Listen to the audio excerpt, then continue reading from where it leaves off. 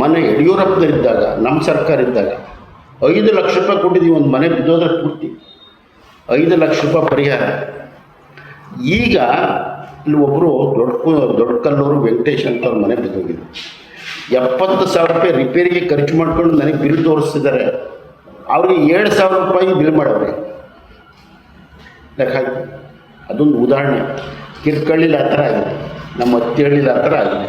ನನಗೆ ಗೊತ್ತಿರೋ ಹಾಗೆ ಅವ್ರು ನಮಗೆ ಕಂಪ್ಲೇಂಟ್ ಮಾಡೋ ರೀತಿಯಲ್ಲಿ ಈ ಥರದ ಸರಿಯಾದ ರೀತಿಯಲ್ಲಿ ಅಂದಾಜು ಮಾಡ್ತಾ ಇಲ್ಲ ರೈತನ ಪರವಾಗಿ. ಅದರಲ್ಲಿ ನಮ್ಮ ಮಲೆನಾಡಿನಲ್ಲಿ ಇವತ್ತು ನೀರು ಕೊಡೋರು ನಾವು ಸಕಲೇಶ್ಪುರದವರು ಇಡೀ ನಮ್ಮ ಎಲ್ಲ ಹಾಳು ಮಾಡಿಕೊಂಡು ನಮ್ಮ ಬೆಳೆ ಮತ್ತೊಂದು ಎಲ್ಲ ನಮ್ಮ ಮಣ್ಣಿನ ಗುಣ ಎಲ್ಲ ಹಾಳು ಮಾಡ್ಕೊಂಡು ಆ ಕಡೆ ನೀರು ಕಿರ್ತೀವಿ. ನಾವು ಪರಿಹಾರ ಕೊಡಬೇಕಾಗಿರೋದು ಯಾರಿಗೆ? ನಮಗೆ ಕೊಡಬೇಕು ಫಸ್ಟು. ಆದ್ದರಿಂದ ಆ ವಿಷಯದಲ್ಲಿ ಗಮನ ಹರಿಸಬೇಕು, ಪರಿಹಾರ ಬೇಗ ವಿತರಣೆ ಮಾಡಬೇಕು ಅಂತ ನಾವು ಒತ್ತಾಯ ಮಾಡ್ತಿದ್ದೀವಿ. ಜೊತೆಗೆ ಇತ್ತೀಚೆಗೆ ಸರ್ಕಾರ ಬೀದಿ ಬದಿ ವ್ಯಾಪಾರಿಗಳ ಬಗ್ಗೆ ಪಾದಚಾರಿಗಳ ಇದನ್ನು ಅನುಕೂಲ ಮಾಡಿಕೊಡೋಕ್ಕೆ ವಿಕೆಟ್ ಮಾಡಿಸ್ತಾ ಇದೆ. ಒಂದು ರೀತಿ ಸರಿ, ಕೋರ್ಟ್ ಹೇಳಿದೆ ಪಾದಚಾರಿಗಳ ಹಕ್ಕು ತಿರುಗಾಡೋದು ನೀವು ಬಿಡಿಸ್ಕೊಡಿ ಅಂತ. ಅದೇ ನ್ಯಾಯಾಲಯ ಬೀದಿ ಬದಿ ವ್ಯಾಪಾರಿಗಳಿಗೂ ಕೂಡ ತೊಂದರೆ ಮಾಡಬಾರ್ದು ಅಂತೂ ಹೇಳಿದೆ ಅಲ್ವಾ? ಇದನ್ನು ಗಮನಿಸಬಾರ್ದು ಸರ್ಕಾರ. ಸರಿ, ದಾರಿ ಬಿಡಿಸ್ಬೇಕು ಬಿಡಿ.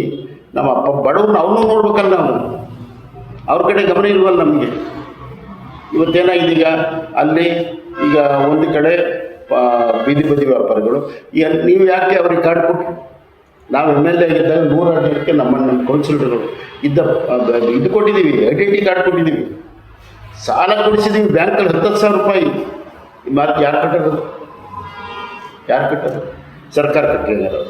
ಏನು ನಮ್ಮ ಬೀದಿ ಬದಿ ವ್ಯಾಪಾರಿಗಳಿಗೆ ಸರ್ಕಾರ ಕಟ್ಟಲಿ, ದುಡ್ಡು ನಷ್ಟನ ತುಂಬಲೆ ಕೊಡೋದೇ ಇರೋದು. ಅದಕ್ಕೆ ನೀವು ಸರಿಯಾದ ರೀತಿ ಕಾನೂನು ಮಾಡಿ.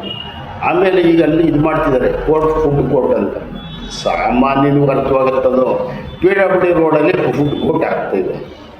ಬಸ್ಗಳು ಎಲ್ತಿರ್ತವೆ, ಜನ ಎಲ್ತಿರ್ತಾರೆ.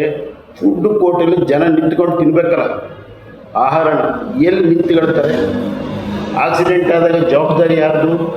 ಅದಕ್ಕೆ ನಾನು ಹೇಳ್ತಿದ್ದೀನಿ, ನಮ್ಮ ರೆವಿನ್ಯೂ ಇಲಾಖೆಯವರಿಗೆ, ತಹಶೀಲ್ದಾರ್ ಇರ್ಬೋದು, AC ಅವರು, ಮೊನ್ನೆ ನಮ್ಮ DC ಮೇಡಮ್ ಅವರು, ನಮ್ಮ ಜಾಗನೇ ಇದೆಯಲ್ಲ, ಹಳೆ ತಾಲೂಕು ಆಫೀಸ್ ಜಾಗ ಇದೆಯಲ್ಲ ಸರ್, ಕುಡಿಯಲ್ಲಿ ಹಳೆ ತಾಲೂಕು ಆಫೀಸ್ ಜಾಗ ಏನಾಗಿದೆ ಅಲ್ಲಿ ಕೊಡಿ.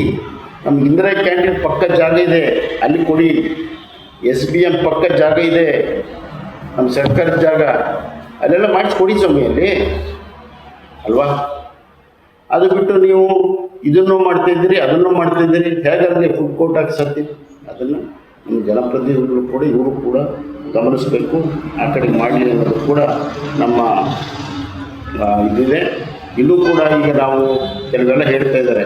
ಈ ಉದಾಹರಣೆ ಕಸ ತೆಗೆ ವಿಚಾರ, ಈಗ ನಮ್ಮ ಕೌನ್ಸಿಲ್ ಇಲ್ಲೇ ಇದ್ದಾರೆ, ಮಾಜಿ ಆಗಿರ್ಬೋದು, 3 ವರ್ಷದಿಂದ ಇದೆಯಪ್ಪ.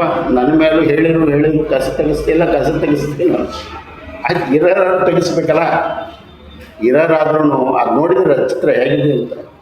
ನಮ್ಮ ಯಾವುದೋ ಒಂದು ಗುಡ್ಡದಲ್ಲಿ ಏನೋ ಗುಡ್ಡ ಇಲ್ಲೇ ಇದೆಯನ್ನೋದು, ಆ ಗುಡ್ಡ ನೋಡಿದ್ರೆ ಕಸದ ಗುಡ್ಡ. ಅದು ನಮ್ಮ ಸಕಲೇಶ್ಪುರದಲ್ಲಿ ಜಾತ್ರೆ ಮೈದಾನದಲ್ಲಿ ಇರೋದು ಈಗ ಕಸದ ಗುಡ್ಡ.